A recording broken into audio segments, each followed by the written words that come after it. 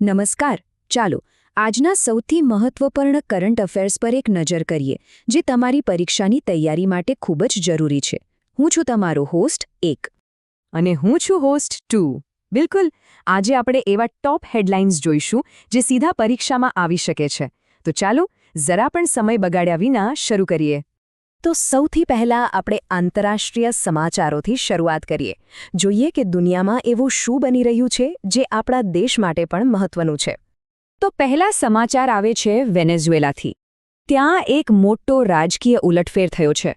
Supreme કોર્ટે Nicholas માદુરોને પદ પરથી હટાવી દીધા છે અને એમના સ્થાને ભૂતપૂર્વ ઉપરાષ્ટ્રપતિ ડેલ્સી રોડ્રિગ્સને વચગાળાના રાષ્ટ્રપતિ બનાવવામાં આવ્યા છે. હવે આ ઘટનાનું મહત્વ શું છે? જુઓ, આ વેનેઝુએલાના રાજકારણમાં એક બહુ મોટો વળાંક છે. પરીક્ષાના દૃષ્ટિકોણથી વાત કરીએ તો આંતરરાષ્ટ્રીય સંબંધો અને વર્તમાન ઘટનાઓવાળા વિભાગ માટે આ ટોપિક બહુ જ અગત્યનો છે. યાદ રાખજો, કોઈપણ દેશમાં જ્યારે નેતૃત્વ બદલાય છે ત્યારે એમાંથી પ્રશ્ન બનવાની શક્યતા વધી જાય છે. ચાલો હવે આંતરરાષ્ટ્રીય સમાચારોથી આગળ વધીને આપણા દેશના મુખ્ય સમાચારો પર આવીએ. એક ખૂબ જ મહત્વપૂર્ણ MOU સાઇન થયું છે. કોની વચ્ચે? તો ONGC એટલે કે oil and natural gas corporation અને national scheduled tribes finance and development corporation વચ્ચે. અને આ MOUનો હેતુ છે એકલવ્ય મોડલ રેસિડેન્શિયલ સ્કૂલ્સ એટલે કે EMRS ને સપોર્ટ કરવાનો. તો આ કેમ મહત્વનું છે? કારણ કે આ CSR એટલે કે કોર્પોરેટ સોશિયલ રિસ્પોન્સિબિલિટીનું એક શ્રેષ્ઠ ઉદાહરણ છે. હવે પરીક્ષા માટે આને ક્યાં ફિટ કરશો? ગવર્નન્સ, સોશિયલ જસ્ટિસ અને ખાસ કરીને જે નબળા વર્ગો માટેની યોજનાઓ છે એમાં PSU એટલે કે જાહેર ક્ષેત્રના સાહસોની ભૂમિકા પર પ્રશ્ન બની શકે છે. હવે એક એવા સમાચાર જે ભૌગોલિક અને સાંસ્કૃતિક બંને રીતે ખાસ છે. અરુણાચલ પ્રદેશનું ડોંગ ગામ. આ નામ યાદ રાખજો, કારણ કે આ ભારતનું સૌથી પૂર્વમાં આવેલું ગામ છે. અહીં 2026ના પહેલા સૂર્યોદયની ઉજવણી કરવા માટે આલો પ્રભાત ડાન્સ ઓફ ધ ડોન નામનો એક ખાસ કાર્યક્રમ યોજાયો. તો આમાંથી પરીક્ષા માટે શું લેવાનું? 2 મુખ્ય પોઈન્ટ્સ. એક, ભૂગોળની દ્રષ્ટિએ ભારતનું સૌથી પૂર્વીય બિંદુ કયું? જવાબ છે ડોંગ ગામ. અને બીજું, આર્ટ એન્ડ કલ્ચર માટે અહીંની મેયોર અને મિશ્મી જનજાતિઓ વિશે પણ પૂછાઈ શકે છે. તો આ બંને પાસાઓ નોંધી લેજો. દિલ્હીથી પબ્લિક હેલ્થને લગતા મોટા સમાચાર છે.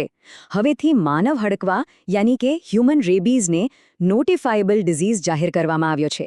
આનો સીધો અર્થ એ છે કે જો કોઈ કેસ કન્ફર્મ થાય તો તેની જાણકારી તરત જ હેલ્થ ઓથોરિટીઝને આપવી ફરજિયાત છે. આ પગલું કેમ આટલું જરૂરી છે? કારણ કે એકવાર રેબીઝના લક્ષણો દેખાયા પછી એ લગભગ 100% જીવલેણ સાબિત થાય છે. તો પરીક્ષા માટે અને જનરલ સાયન્સમાં વાયરલ ડિસીઝના ટોપિકમાં અને ગવર્નન્સમાં પબ્લિક હેલ્થ ઇનિશિયેટિવ્સ તરીકે તૈયાર કરજો. બહુ જ મહત્વનો મુદ્દો છે.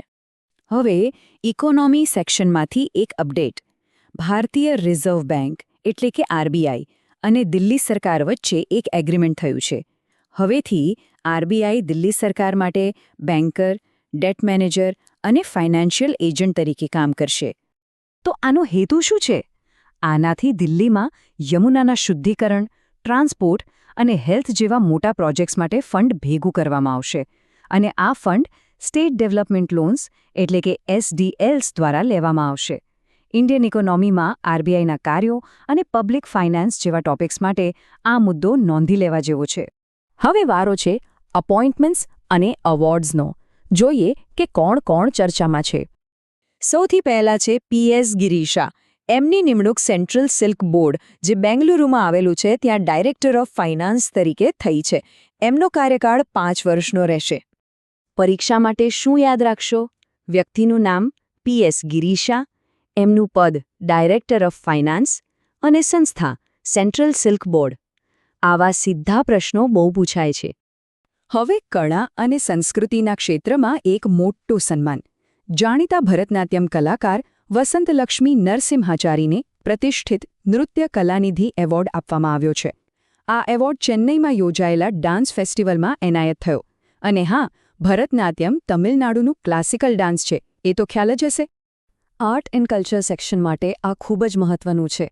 કલાકારો અને એમને મળેલા એવોર્ડ્સ ખાસ કરીને શાસ્ત્રીય નૃત્ય સાથે જોડાયેલા પરીક્ષા માટે હોટ ટોપિક ગણાય છે. એપોઇન્ટમેન્ટ્સમાં આગળ વધીએ. નીરજ વર્મા, જેઓ એક IAS અધિકારી છે, એમને સંસદીય બાબતોના મંત્રાલયમાં સેક્રેટરીનો વધારાનો ચાર્જ આપવામાં આવ્યો છે. હવે કદાચ એમ લાગે કે આ તો એડિશનલ ચાર્જ છે, પણ ધ્યાન રાખજો, સંસદીય બાબતોનું મંત્રાલય ખૂબ જ મહત્વનું છે, એટલે આ પ્રકારની કામચલાઉ નિમણૂકો પણ પરીક્ષામાં પૂછાઈ શકે છે. અને હવે આપણે આજના અંતિમ સેક્શન તરફ જઈએ, જેમાં આપણે જોઈશું રાજ્યોના કેટલાક ખાસ સમાચાર.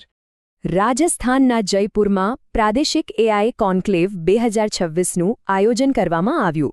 આ કાર્યક્રમ આગામી ઇન્ડિયા AI ઇન્ટેલેક્ટ સમિટ 2026ની તૈયારીના ભાગરૂપે હતો.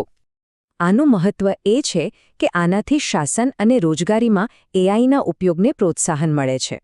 પરીક્ષા માટે આને સાયન્સ એન્ડ ટેકના સિલેબસમાં AI એપ્લિકેશન્સ નામના ટોપિક સાથે જોડી શકાય છે. ઉપરાંત નેશનલ ઇવેન્ટ્સ અને સમિટ્સમાં પણ આ આવી શકે. તેલંગાણાથી એક બહુ મોટો અને મહત્વનો નિર્ણય સામે આવ્યો છે. ત્યાંની સરકારે સ્થાનિક સ્વરાજની ચૂંટણીઓ માટે જે 2 બાળકોનો નિયમ હતો એ હવે નાબૂદ કરી દીધો છે. આ માટે તેલંગાણા પંચાયત રાજ સુધારા બિલ 2026 પસાર કરવામાં આવ્યું. સરકારે આનું કારણ ગ્રામીણ વિસ્તારોમાં ફર્ટિલિટી રેટ ઘટીને 1.7 થઈ જવાનો આપ્યો છે. આ ખરેખર એક મોટો ચૂંટણીલક્ષી સુધારો છે. પરીક્ષા માટે આને 2 જગ્યાએથી જોવું પડશે. એક તો ઇન્ડિયન પોલિટીમાં પંચાયતી રાજ અને ચૂંટણી સુધારાના સંદર્ભમાં, અને બીજું સોશિયલ ઇશ્યુઝમાં વસ્તીના ટ્રેન્ડ્સના સંદર્ભમાં. બંને રીતે આના પરથી પ્રશ્ન બની શકે છે. ચાલો તો હવે આજના બધા ટોપિક્સનું એક ઝડપી રિવિઝન કરી લઈએ. હું કહીશ વિષય, અને તમારે કહેવાનું છે કીવર્ડ અને પરીક્ષા ફોકસ. તૈયાર?